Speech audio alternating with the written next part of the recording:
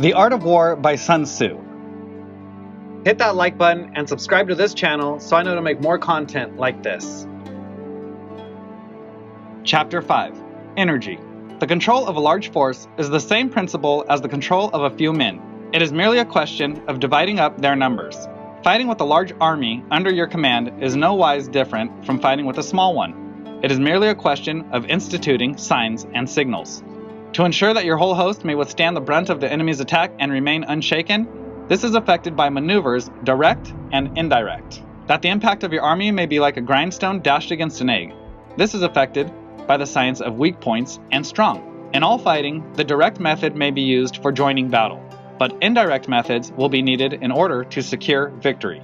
Indirect tactics efficiently applied are inexhaustible as heaven and earth, unending as the flow of rivers and streams.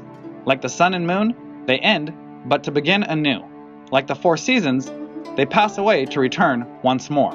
There are not more than 5 musical notes, yet the combinations of these 5 give rise to more melodies than can ever be heard. There are not more than 5 primary colors, blue, yellow, red, white, and black, yet in combination, they produce more hues than can ever have been seen. There are not more than 5 cardinal tastes, sour, acrid, salty, sweet, bitter, yet combinations of them yield more flavors than can ever be tasted. In battle, there are not more than 2 methods of attack, the direct and the indirect, yet these 2 in combination give rise to an endless series of maneuvers. The direct and the indirect lead onto each other in turn. It is like moving in a circle. You never come to an end. Who can exhaust the possibilities of their combination?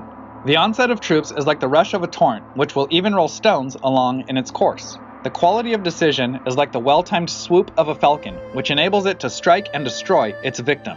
Therefore, the good fighter will be terrible in his onset and prompt in his decision. Energy may be likened to the bending of a crossbow, decision to the releasing of a trigger. Amid the turmoil and tumult of battle, there may be seeming disorder and yet no real disorder at all.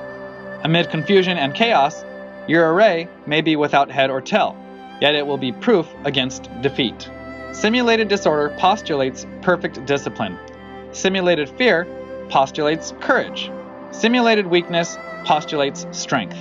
Hiding order beneath the cloak of disorder is simply a question of subdivision. Concealing courage under a show of timidity presupposes a fund of latent energy. Masking strength with weakness is to be effected by tactical dispositions. Thus, one who is skillful at keeping the enemy on the move maintains deceitful appearances, according to which the enemy will act. He sacrifices something that the enemy may snatch at it. By holding out baits, he keeps him on the march. Then, with a body of picked men, he lies in wait for him. The clever combatant looks to the effect of combined energy and does not require too much from individuals.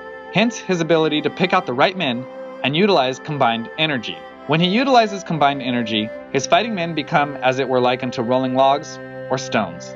For it is the nature of a log or stone to remain motionless on level ground, and to move when on a slope, if four-cornered, to come to a standstill, but if round-shaped, to go rolling down. Thus, the energy developed by good fighting men is as the momentum of a round stone rolled down a mountain thousands of feet in height.